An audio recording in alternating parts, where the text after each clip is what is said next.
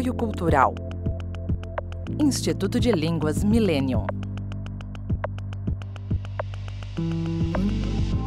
Livraria Próton. Faculdade Trilógica Kepp Pacheco. Olá, telespectadores, eu sou Cláudia Pacheco, psicanalista da Sociedade de Psicanálise Integral, e estamos aqui para darmos início a mais um programa de conscientização das causas psicossociopatológicas da destruição do mundo. Esse programa é baseado na ciência trilógica do psicanalista Norberto Kepp, que é presidente da Sociedade de Psicanálise Integral. Olá, Dr. Kepp. Olá.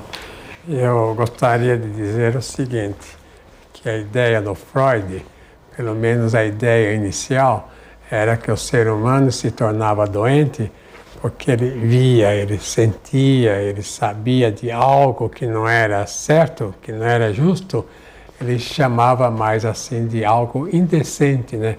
Porque ele pensava que era mais ligado à questão sexual.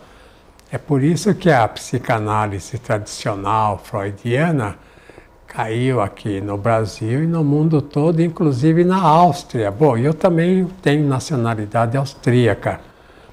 Então, caiu em Viena, que é a cidade que eu tenho nacionalidade, porque o povo não aceita, né? E o povo sabe que o problema fundamental não é esse, o problema fundamental é do bem e do mal.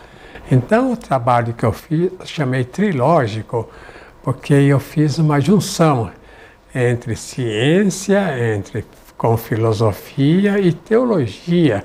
E a teologia como base da civilização, é claro. Não existe uma pessoa que não seja ligada à transcendência. O ser humano está muito mais na transcendência do que aqui a gente chama de imanência, né?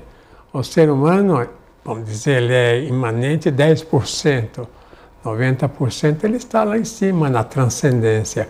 E o que é agora? Eu vou falar um pouquinho sobre a sociedade existencial, sobre o existencialismo que foi criado por Kierkegaard, depois Binswanger, Boss continuaram, e Heidegger principalmente na Alemanha, e Viktor Frankl lá na Áustria, com o qual eu trabalhei durante vários anos. Ele desenvolveu muito o aspecto da consciência. Então, o que eu quero falar é o seguinte, que o Freud mostrou, de início, que o ser humano ficava doente porque escondia, né? Escondia as coisas. Mais tarde, ele achou, junto com Jung, que a doença vinha de impulsos assim naturais, ruins do interior, compreende? Vinha de um tal inconsciente, uma instância que o próprio Freud achava depois, e o Jung falava do inconsciente coletivo, que a pessoa tinha o inconsciente que transmitia o que era bom e o que era ruim. Então vou mostrar a foto do Viktor Frankl, veja aí quem é. O Viktor Frankl, ele continuou o trabalho freudiano, né? E nós também, porque só uma explicação chamada depois do inconsciente era uma explicação que não funcionava, porque a ciência mostra se ela é válida quando funciona na prática, né? Se algo funciona, por exemplo, a pessoa vai fazer análise, tem um mal, e o mal é resolvido é porque funciona. Então se dá uma explicação. No complexo de Édipo, você queria conquistar sua mãe, então seu pai estava meio caminho, você não queria o pai por causa disso. É uma explicação errônea, então não faz efeito. Agora, se coloca lá a questão da inveja, aí faz efeito. Aliás, a inveja foi o próprio Freud que falou, né? Que queria atacar o pai, porque tinha inveja do pai, aí funciona, compreende?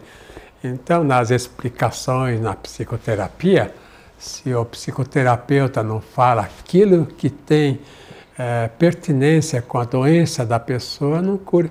O Bion, né? O Alfredo Bion, ele mesmo falou isso, que o psicanalista, o técnico, tem que ver o que o cliente fala, Quer dizer, o que o cliente fala transmite muito de verdades que a pessoa vai vendo com o tempo que uma teoria antiga não funciona porque não é certa. Então eu pus aí o processo de conscientização. Veja aí o que eu escrevo. Consciência é intelecto e sentimento. Sentir o que sabe. Então, o que eu quero falar com isso? Que entender algo intelectual é uma coisa. Entender é mais na questão de decorar, memorizar. Então o indivíduo entra na escola e memoriza, né? Memoriza as regras, memoriza, vamos dizer, aquelas leis. Memoriza o que o professor em si transmite, né? E ele passa de ano com a memorização. Agora, conscientizar não é só assim decorar as regras. Conscientizar é sentir. Então, quando a pessoa conscientiza, ela muda. Só entender não quer dizer nada, mas conscientizar é quando a pessoa sente aquela verdade. Aí ela muda no interior. Veja em segundo lugar o que eu escrevi. A consciência chega à transcendência, que é o transconsciente. Quer dizer, a consciência está ligada mais à transcendência, né? 90% do que nós vivemos é transcendental. Quer dizer, nós vivemos mais o mundo da transcendência do que esse mundo aqui, imanente, né? Do que esse mundo, vamos dizer, materialista. Mesmo que a pessoa seja materialista, ela está muito mais na transcendência do que ela pensa. Por quê? Veja que interessante. A teologia não fala que Deus é onipotente, que Ele está em tudo, vê tudo, sabe tudo. Que até um fio de cabelo que a pessoa perde, Ele está sabendo. É algo incrível, né? Mas isso quer dizer o quê? Que a transcendência é que sustenta tudo. É como o Tesla, né? O famoso físico, maior de todos, Nikola Tesla, um húngaro. Ele fala que o que sustenta tudo é energia escalar. Quer dizer, o seu coração bate, né? Porque vem uma energia de fora. Não é porque você comeu arroz e feijão, comida assim, que seu coração bate, seu sangue circula, seus músculos funcionam, o senhor anda, o senhor pensa, o senhor sente. Se não há essa energia de fora, nem um avião poderia caminhar no espaço. Não é o ar que segura o avião no espaço, as asas. O que segura é essa energia escalar. Veja em terceiro lugar. Se a pessoa chega à consciência dos erros, ela admite a verdade.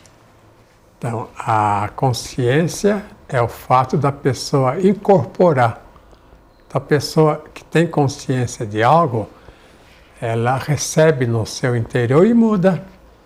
Então, a pessoa, pela ressonância, se ela admite o bem, então ela muda porque ela coloca o bem no interior dela. Um bem que está fora, ela passa a viver no interior dela. Veja em quarto lugar. Conscientização é a vivência no amor, na verdade e na estética. O ser humano, ele, por natureza, ele foi criado no bem, né? Foi criado na total verdade e foi criado também na estética, na beleza. E o ser humano não está nisso, ou está mais ou menos nisso, porque o ser humano, ele, por causa da inveja, rejeitou. Agora, se ele diminui a inveja, à medida que ele diminui a inveja, ele vai subindo nisso. Quer dizer, a inveja é que impede que ele viva esse mundo maravilhoso no qual ele foi criado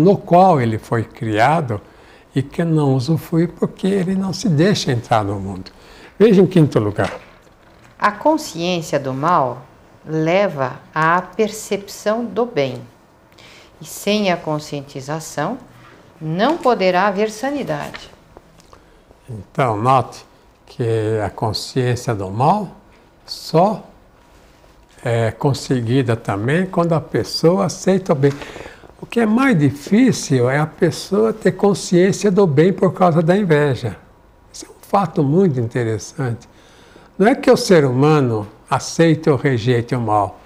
O ser humano rejeita o bem por causa da inveja, né? Por causa da teomania. Teomania é o ser humano arrogante.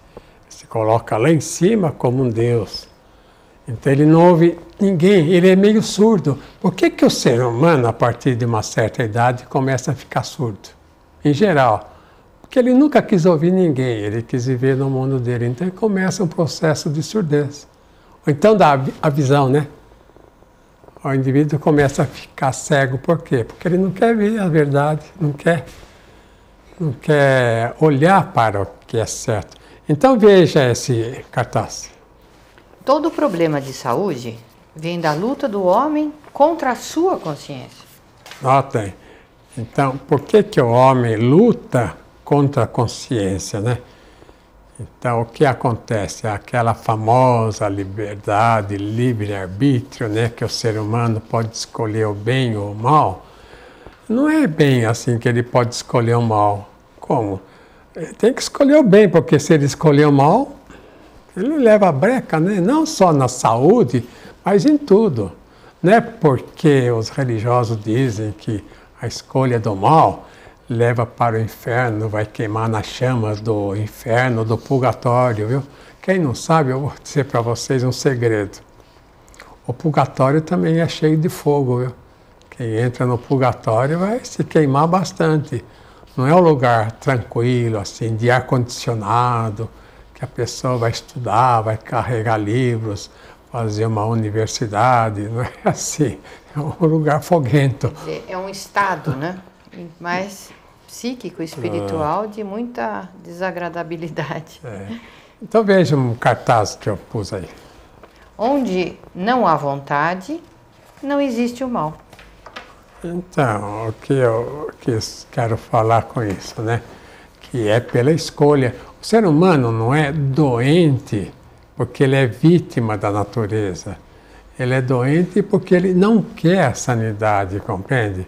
Se a pessoa deixa de rejeitar a saúde, seja por que motivo for, ele se torna uma pessoa sã. Então a doença, até nós apresentamos esses dados num congresso de psicologia lá na França, em Paris. Isso encantou os participantes, porque afinal de contas, né, é uma nova forma de ver a patologia humana. E se o ser humano ele tem problemas, não é porque ele nasce com problema, não é a natureza que deu. É ele que rejeitou a natureza, ele que rejeitou o bem. Então voltaremos já já para darmos continuidade ao programa de hoje.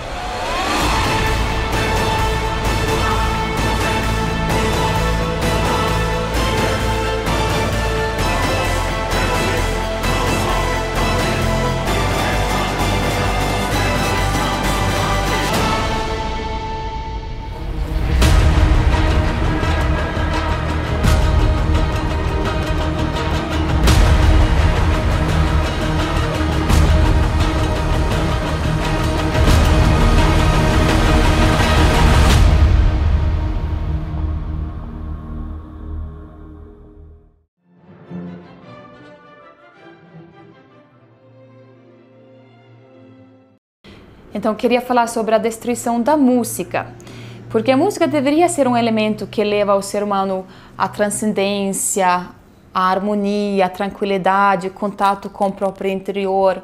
Mas hoje em dia a gente vê que a música está fazendo o contrário, tira a pessoa do próprio interior, agride, faz a pessoa mais agressiva. Várias pesquisas científicas mostram que essas músicas agressivas faz a pessoa mais violenta, inclusive abaixa o nível imunológico da pessoa, então até cria doenças.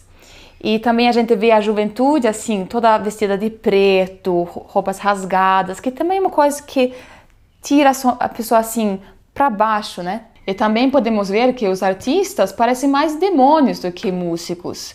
Eles fazem os jovens se revoltarem contra o mundo, em vez de os jovens se juntarem para fazer um mundo melhor, porque a música também pode fazer isso. Nesse livro, A Sociopatologia, o Dr. Keppe mostra como poderemos restaurar a arte verdadeira, porque isso é necessário para nós conseguirmos uma situação melhor nesse planeta. Então, isso que a Helena Melander falou há pouco, sobre a liberdade, entre aspas, nas artes, que os músicos modernos, eles usam essa falsa, esse pseudo-liberalismo, como o Dr. Keppe coloca, né, o livre-arbítrio para poder realizar o mal, para estragar, para agredir dentro da arte, que isso não é a verdadeira arte. E que a verdadeira arte, que é diretamente ligada à verdade, à bondade, à estética, né, à harmonia, essa arte tem um poder incrível de transformação do planeta. É por isso que todos os artistas, que são verdadeiros artistas, eles sofrem como que uma situação de ser muito invejados e são prejudicados, porque eles podem trazer muita consciência para a humanidade e trazem. Então esses grupos, essas forças energéticas que são contrárias à verdadeira vida, elas se manifestam, elas atacam os artistas, elas sabotam, elas empobrecem e não permitem que eles se expressem. Eu vou pôr aí um cartaz tirado do meu livro, A Libertação pelo Conhecimento. Você quer pegar lá na ponta, Cláudia? É um livro, até eu chamo de livro vermelho, porque ele tem cores vermelhas no seu interior. Então, é um livro que mostra que nós não chegamos ainda à idade da razão, aí, que a verdadeira idade da razão é pela conscientização. Então veja alguns capítulos, o nome que eu dei. A questão da liberdade foi um pretexto para usar a vontade, que é sempre ruim. Que veja bem, com a, vamos dizer, a questão da inveja, que é o pecado original, o ser humano entrou na inveja. Então, se deixar a vontade assim livre, o ser humano vai manifestar inveja assim de um modo absurdo, né? Tudo que ele fizer vai ser em torno da inveja, porque é o que ele deu liberdade. Então, por isso que ele tem que se conter, compreende? Quando ele tem uma ideia, por exemplo, ele vê um vizinho, um amigo com um carro novo, ele tem assim uma certa resistência, entrou a inveja, compreende? Se a pessoa tem uma resistência contra outro, é porque tem inveja ali. Então, a inveja é uma catástrofe para o ser humano. Em segundo lugar, os banqueiros e os mercantilistas formam os grupos atuais de maior corrupção. Notem, né, que são os donos. Eles sempre foram, vamos dizer, amigos, principalmente do dinheiro, né? Foram amigos do capital. Mas antes a sociedade funcionava em relação, por exemplo, à cultura. A sociedade era estética, a sociedade era música, a sociedade era, vamos dizer, conhecimentos, a sociedade era universidade. Agora o mundo tem que viver e trabalhar em função do dinheiro praticamente, que é algo terrível para a humanidade e que leva toda a humanidade para a destruição, não só psíquica, mas social. Veja em terceiro lugar. A humanidade persegue os gênios, os heróis e os santos para proteger a sua corrupção. Então, esses três, né, gênios, heróis, santos, eles querem que o mundo seja harmônico, né, que o ser humano viva em prol do bem, do bem-estar dos outros, do bem-estar social. Então, eles são atacados justamente pela maior parte da sociedade que é, assim, avarenta, que é uma sociedade censurada, que é uma sociedade inimiga do bem. Vejam em seguida o que eu escrevi. Toda vez que estou entre os homens, sinto-me menos homem, pois ingressei mais no mundo da corrupção. Quem disse isso, Dr. Keppe? Eu não me lembro bem quem falou isso, mas foi um monge. Parece que ele era um santo. Os senhores notem por que os monges, né, Bento, por exemplo, que criou o primeiro convento lá na Itália. Ele era um indivíduo de família nobre. Ele foi para Roma para converter lá Roma. E ele ficou desapontado, desiludido, porque ele não conseguia nada, né? Ninguém quis saber de nada com ele. Então ele arranjou um grupo e fez aquele Monte Cassino lá, um convento lá com os monges e ficou isolado. Então por que fizeram tantos conventos, tantas casas isoladas? Para tentar proteger aqueles indivíduos, né, religiosos da corrupção geral da humanidade. Por isso que ele falava isso, quando vai entre os homens se torna menos homem. E depois? O caminho da libido, da vida sexual, é mais de agressão e alienação contra o afeto e o conhecimento. Essa questão, né, que o ser humano criou agora, eu vou fazer amor. Sexo não é nada de amor, pelo contrário. Sexo é mais agressão, né? Sexo é uma atitude de ataque que um pratica contra o outro, como está sendo usado atualmente. É por isso que a maior parte dos casamentos não dão certo, né? Mais de 50%, porque a pessoa vai naquela ilusão sensorial. E é claro, né? Os sentidos não são, vamos dizer, garantia de felicidade. O prazer não é felicidade. A vida sensorial causa prazer, mas não felicidade. Depois.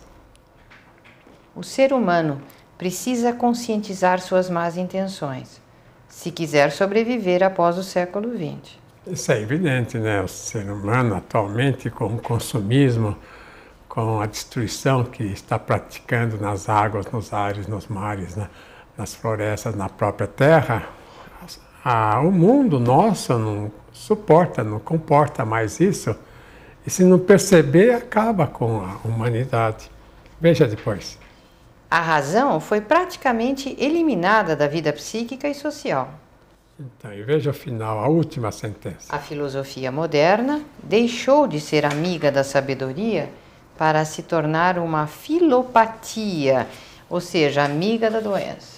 Notem que é um nome até bonito, né? Filopatia. É uma atitude praticamente contra a sanidade. Então, por que acontece tudo isso, né? Os senhores querem ver um cartaz que eu pus aí, o que o pessoal faz? Veja o cartaz. Os políticos querem tirar as suas próprias vantagens. Eu não preciso nem comentar isso, né? Que é assim, não é mesmo? Os senhores estão vendo isso claramente. Veja os empresários. Os empresários agem para se enriquecerem. Qual é o empresário que, por exemplo, cria uma empresa para benefício de todos, para que todos lucrem? Ele quer criar uma empresa para ele tirar o lucro. Seja uma empresa capitalista, seja marxista, seja socialista. Então a tendência do ser humano, vamos dizer, a tendência assim pelo pecado original, né? Pela inveja, explorar os outros. Veja a questão, terceiro lugar. Os economistas têm uma conduta para melhorar as próprias riquezas. Depois veja os religiosos. Tem a conduta de como aumentar o próprio poder. Não é assim? Uma igreja tem que servir o povo, né? Mas não pegar o povo para ser servida. E o que se nota muito é desde o tempo de Lutero, né? O protestantismo, o luteranismo, já havia aquela questão de indulgência, né? Que os religiosos daquele tempo, uma oração lá que eles criavam, davam 300 dias de indulgência, 200 dias, 500 dias, com tanto que desse dinheiro, como se fosse possível, né, comprar a entrada para o céu. E a função religiosa é de fazer o reino para o ser humano, para a sociedade, o reino de Deus para ele, e não usar o povo para fazer o próprio reino, que seriam essas sociedades. Veja os jornalistas. Os jornalistas querem melhorar o próprio prestígio, etc, etc, etc. Então a conduta humana de egoísmo é o grande mal da humanidade. Agora, como é que o jornalista vai falar a verdade se, por exemplo, o jornal que ele trabalha pertence a uma empresa, a uma instituição comercial? Ao império econômico hoje em dia. Então, tudo está mais ou menos manietado, compreende? Mais ou menos controlado pelos donos do poder econômico.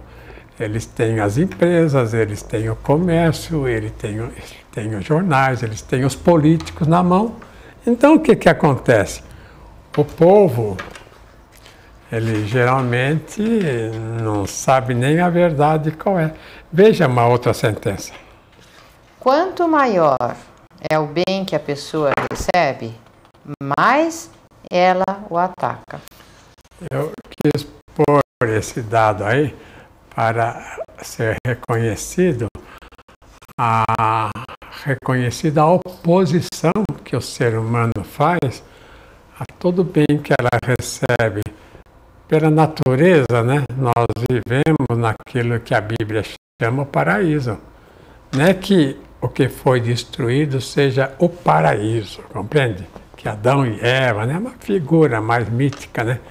Que Adão e Eva foram agraciados, ou que o pessoal de outros planetas mais adiantados tem. Aqui na Terra nós temos a mesma maravilha que todos têm. E por que nós não temos a felicidade e o bem-estar que poderíamos ter? É porque o ser humano ataca por causa da inveja todo o bem que recebe.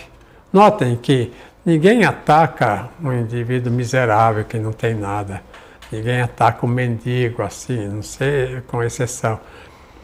Mas o pessoal ataca os grandes gênios, os grandes valores da humanidade que querem fazer com que o ser humano aceite o bem e seja bom. É interessante isso. Então retornaremos na próxima semana, neste mesmo horário. Até lá.